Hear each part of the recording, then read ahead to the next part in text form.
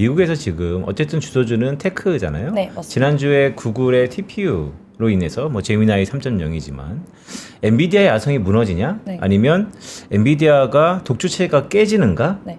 왜냐면 나스닥이 결국 지난해 월 말에, 그러니까 지난달이죠. 지난달 월 말에 다시 한번 회복했는데 엔비디아의 주가는 디커플링 되었단 말이죠. 네, 맞죠. 이걸 어떻게 봐야 될까요? 네, 실제로 이 맵 한번 보시면은 진짜 요즘에 뉴스에 지난주부터 계속 엔비디아가 왕따 아니냐라는 이야기가 많을 정도로 다 초록색인데 엔비디아만 빨간색이 나타났는데요. 이런 일을 제가 찾아보니까 올해 1월 달에 딥식 출연 이후에 처음 있는 것 같아요. 네, 맞죠. 약간 그때가 생각나기도 합니다. 근데 아까 이제 빈센트가 저에게 질문 준 거는 어쨌든 이제 엔비디아가 바뀌냐, 손바뀜이 네. 있느냐 이거를 여쭤보셨는데 저는 솔직히 아니라고 생각을 하고요. 그래요? 네.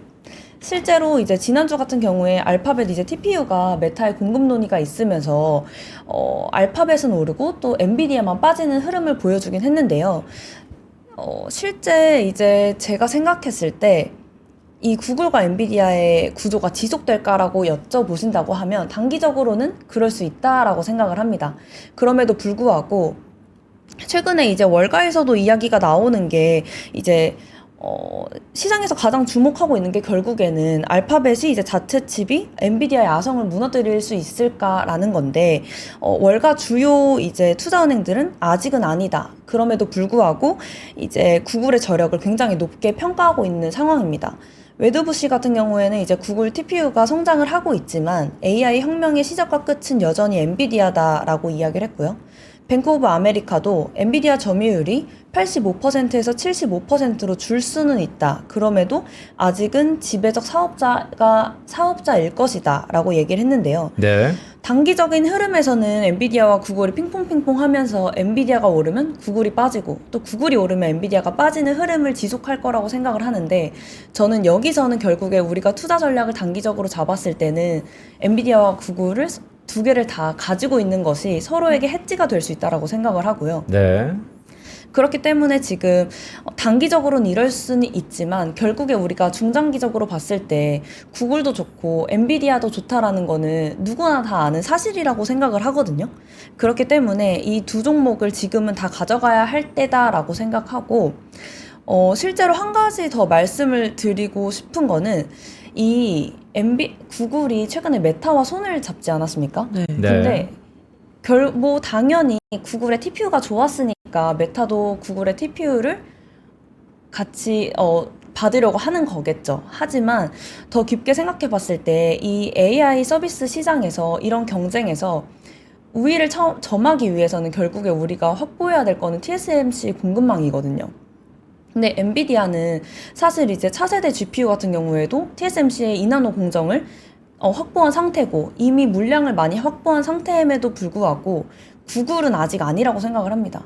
그렇기 때문에 구글이 TSMC의 공급망을 확보하기 위해서는 구글의 수요로만은 부족하고 메타의 수요까지 가져와서 우리도 이제 수요 이만큼 많으니까 우리도 공정 좀 내줘라고 하기 위해서 지금 메타와 손을 잡은 게 아니냐라는 이야기도 있고, 저도 개인적으로 그런 생각이 드는 요즘입니다. 네. 그러니까 결국 엔비디아의 야성은 무너지지 않는다라고 네. 하더라도 일각에서 구글의 선전에 대해서는 상당 부분 점수를 주고 있다. 이렇게 네. 좀 들리는데, 자, 드디어 이제 김영현 소장한테 한번 여쭤볼게요. 지금 이성환 PB의 얘기를 쭉 들어보면 네. 여전히 뭐 TSMC가 중요하더라도 TPU도 그렇고 GPU도 그렇고 HBM이 무지막지하게 필요하다는 거 아닙니까? 네. 그럼 결국 한국을 대표하는 전자와 닉스에 대해서 여전히 기대감을 가져야 되느냐 이렇게 해석할 수도 있는데, 최근 한 2주 사이에 삼성전자와 SK하이닉스의 주가의 향방도 좀 달랐을 뿐만 아니고 반도체 글쎄 약간 위험하지 않나? 좀 지지부진하거든요. 이럴 때는 어떻게 봐야 돼요? 사실 지난 한 달간 미국 시장을 조정을 만들었던 이슈가 크게 두 가지가 있다라면, 첫 번째는 마이클 버리가 얘기했던 감가상각 기간에 대한 이슈, 그 다음이 구글이 이제 TPU를 메타에 공급하겠다는 얘기가 나오면서 엔비디아의 독점적 지위가 흔들리는 게 아니냐, 이 두 가지 이슈가 있었는데, 사실 역으로 생각해 보면 이 두 가지 이슈 다 우리나라 메모리 반도체 입장에서 보면은 오히려 수혜를 볼 수 있을 만한 이슈입니다. 네.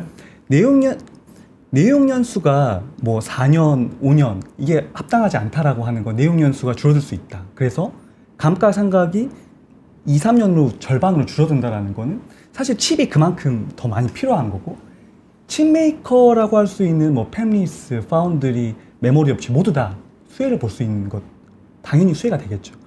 그 다음에 이번에 구글이 이제 TPU를 본격적으로 생산하기 시작했다라는 포인트도 우리 입장에서는 역시나 가장 큰 고객사가 하나 더 생긴 거 아닌가.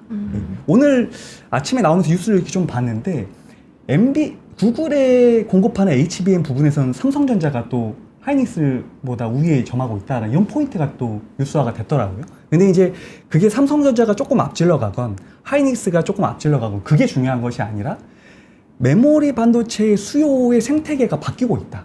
수요가 장기적인 수요 팽창 곡선에 접어들고 있다라고 우리가 이해할 수가 있을 것 같습니다. 네, 그렇다면 결국 말씀하신 것처럼 우리 증시를 주도하고 있는 전자와 닉스는 네. 견고하다. 예. 그러면 우리 국장은 12월에도 전자 닉스를 사면 되는 겁니까? 아주 견고할 것이라고 생각하고요, 개인적으로. 우리가 11월 달 말이 접어들면서 각 증권사에서 내년 전망치에 대한 발표를 했거든요. 네. 근데 코스피 지수를 보는 상단이 대부분 5,000에서 5,500 조금 강하게 얘기한다고 5,000대 후반을 얘기했는데 가장 불리시하게 얘기한 증권사는 코스피의 상단을 7,500까지도 얘기하기도 합니다. 근데 이제 이렇게 물론 최근에 이제 미국 시장의 조정이 나오면서 코스피보다 코스닥이 좀 선전을 한 포인트는 분명히 있습니다. 근데 네. 그 포인트는 지난 4월 이후에 우리 증시가 랠리가 나오는 가운데 코스닥이 워낙 외면을 받고 있었기 때문에 상대적으로 좀 저렴해 보이지 않았나 이 포인트가 있었던 것 같고요. 그렇지만 정말 증시를 이끌기 위해서는 코스피가 주도를 해야 되잖아요. 네. 그런데 코스피가 내년에도 우상향할 것이다.